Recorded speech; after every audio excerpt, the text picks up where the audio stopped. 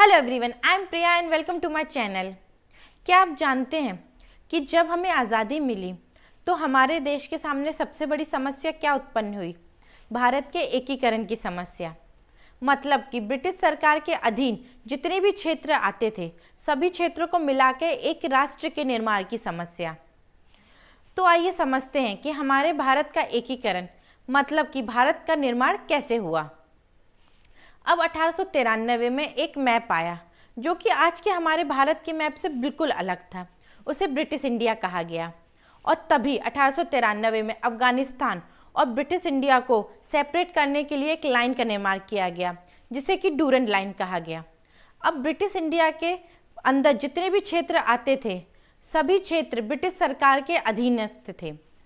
15 अगस्त 1947 को इन सभी क्षेत्रों को आज़ादी मिली और अब आज़ादी के बाद समस्या उत्पन्न हुई कि इन सभी क्षेत्रों और प्रांतों को मिलाकर एक राष्ट्र का निर्माण कैसे किया जाए। चूँकि मुस्लिम लीग के लोग पहले से ही अपने लिए एक अलग राष्ट्र के निर्माण की डिमांड करते आ रहे थे, जिसके चलते माउंटबेटन 1947 में भारत विभाजन की योजना लेके भारत आए, जिसे माउंटबेटन प्लान कहा गया। अब माउंटबेटन प्लान के दो प्रमुख उद्देश्य थे। पहला तो भारत विभाजन मतलब कि मुस्लिम लीग के लिए एक अलग राष्ट्र का निर्माण करना, और दूसरा था देसी रियासतों का भविष्य मतलब कि जितनी भी देसी रियासतें हैं वे किस साइड होंगी और उनको मिला के एक राष्ट्र का निर्माण कैसे किया जाएगा। ब्रिटिश गवर्नमेंट और मुस्लिम लीग ने साथ में मिलकर यह डिसाइड किया कि जिन सभी क्षेत्रों या प्रांतों में मुस्लिम पॉपुलेशन अधिक है वह सभी मिलकर एक अलग राष्ट्र के निर्माण करेंगे। अब माउंटबेटन प्लान को इनेक्ट करने के लिए ब्रिटिश पार्लियामेंट ने भारतीय स्वतंत्रता अधिनियम 1947 पास किया, जिसमें पाकिस्तान और भारत दो राष्ट्र के निर्माण की बात की गई। अब इस प्लान के लिए समस्या उत्पन्न की पंजाब और बंगाल ने, क्योंकि इन दोनों प्रांतों में ही मुस्लिम और हिंदू की पॉपुलेशन ऑलमोस्ट सेम थी। अब इन दोनों प्रांतों में बाउंड्रीज क्रिएट करने के लिए बाउंड्रीज कमीशन अपॉइंट की गई, जिसके हेड बनाया गया सिरिल रैडक्लिफ को।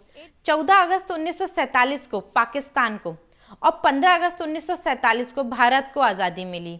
अब कहने को तो पाकिस्तान और भारत दो राष्ट्र बन चुके थे, लेकिन इन्हें सेपरेट करने वाली लाइन आज़ादी के 2 दिन बाद 17 अगस्त 1947 को रिलीज़ की गई, एक पंजाब की तरफ और एक बंगाल की तरफ, जिसे रेडक्लिफ लाइन नाम दिया गया। अब यह तो था माउंटबेटन प्लान का पहला उद्देश्य, भारत विभाजन और दो राष्ट्रों का निर्माण। अब बात करते हैं दूसरे उद्देश्य की, जो कि था देसी रियासतों का एकीकरण।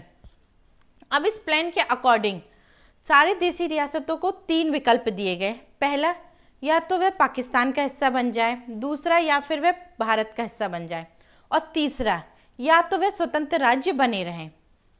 अब भारत में देसी रियासतों के एकीकरण का काम सरदार वल्लभ भाई पटेल, जवाहरलाल नेहरू और बीपी मेनन जी ने अपने हाथों में लिया। पाकिस्तान और भारत दोनों को मिला के टोटल 565 देसी रियासतें थी, जिनमें से 13 देसी रियासतें तो पाकिस्तान के क्षेत्र में थी, जिनका विलय पाकिस्तान में हो गया। बची 552 देसी रियासतें, जिनमें से 549 देसी रियासतों को सरदार वल्लभ भाई पटेल जी ने अपनी सूझबूझ से भारत में विलय करा लिया। लेकिन उनमें से बची 3 ऐसी देसी रियासतें, जूनागढ़, हैदराबाद और कश्मीर, जिन्होंने भारत में विलय होने से इनकार कर दिया। अब हम 1 बाय 1 समझेंगे कि इन तीनों देसी रियासतों का भारत में विलय कैसे हुआ और इनके एकीकरण में क्या क्या समस्याएं आईं। सबसे पहले हम बात करते हैं जूनागढ़ की। अब जूनागढ़ के जो नवाब थे उन्हें निज़ाम भी कहा जाता था। तो जो निज़ाम थे वह थे मुस्लिम, लेकिन वहाँ की जो जनसंख्या थी उसमें बहुसंख्यक लोग जो थे वह थे हिंदू। तो निज़ाम तो पाकिस्तान का पार्ट बनना चाहते थे, लेकिन जनता भारत का भाग बनना चाहती थी, जिसके चलते वहाँ की जनता ने निज़ाम के विरोध में विद्रोह चालू कर दिया, और जिस कारण से वहाँ पर जनमत संग्रह करवाया गया। जनमत संग्रह वोटिंग सिस्टम होता है जिसमें वोटिंग के ज़रिए फैसला लिया जाता है, और वहाँ पर भी जनता से वोटिंग कराई गई, और जनमत संग्रह से जनवरी 1948 में जूनागढ़ को भारत में विलय करा लिया गया। दूसरी देसी रियासत थी हैदराबाद। अब हैदराबाद की जो समस्या थी वह जूनागढ़ से बिल्कुल अलग थी, क्योंकि हैदराबाद के जो निज़ाम थे वह ना तो पाकिस्तान का हिस्सा बनना चाहते थे ना ही भारत का, वह एक स्वतंत्र राज्य बने रहना चाहते थे। अब जब से हमारे पूरे देश को आज़ादी मिली थी तब से पूरे देश में लूटपाट, चोरी डकैती, अराजकता फैली हुई थी और यही माहौल हैदराबाद में भी था। और वहाँ के जो निज़ाम थे वह इन सब चीज़ों को कंट्रोल नहीं कर पा रहे थे। तो इन सब को नियंत्रित करने के लिए हमारे गृह मंत्री सरदार वल्लभ भाई पटेल ने वहाँ पर ऑपरेशन पोलो लॉन्च किया और इस ऑपरेशन में उन्होंने हैदराबाद की सीमा से लगे सारे प्रांतों की आर्मी हैदराबाद में भेजकर वहाँ पर नियंत्रण कराया, जिसके बाद सितंबर 1948 में हैदराबाद का भारत में विलय हो गया। अब बात करते हैं जम्मू कश्मीर की। अब जम्मू कश्मीर की जो समस्या थी वह काफ़ी हद तक जूनागढ़ और हैदराबाद से मेल खाती थी। वहाँ के जो महाराजा थे हरि सिंह वह हिंदू थे और वहाँ की जनता में बहुसंख्यक लोग मुस्लिम थे। अब महाराजा हरि सिंह अपनी प्रभुसत्ता बनाए रखना चाहते थे, जिसके चलते वह न तो पाकिस्तान का हिस्सा बनना चाहते थे और ना ही भारत का। वे एक स्वतंत्र राज्य बने रहना चाहते थे। इसलिए उन्होंने पाकिस्तान और भारत दोनों को यथास्थिति बनाए रखने के समझौते का प्रस्ताव भेजा। अब भारत ने इस समझौते पर विचार किया, लेकिन पाकिस्तान ने इसे अवसर समझते हुए अक्टूबर 1947 में कश्मीर की तरफ अपनी आर्मी भेजना शुरू कर दिया, वहाँ के राजा को गद्दी से हटाने और वहाँ पर अपना कब्जा करने के लिए। अब महाराजा हरि सिंह इस चीज़ से भयभीत हो गए और उन्होंने भारत से मदद मांगी। अब भारत पर ने इस पर कहा कि जम्मू कश्मीर तो भारत का हिस्सा नहीं है, तो पहले तो आप जम्मू कश्मीर को भारत से विलय के प्रस्ताव पर स्वीकृति दें, उसके बाद ही भारत आपकी मदद करेगा। इसके बाद महाराजा हरि सिंह ने भारत से विलय पत्र पर हस्ताक्षर किए। लेकिन अब जब भारत का संविधान बन रहा था तब जम्मू कश्मीर का पहले से ही अपना एक अलग कानून था, जिसके तहत वहाँ की जनता को कुछ स्पेशल राइट्स और प्रोटेक्शंस मिले हुए थे।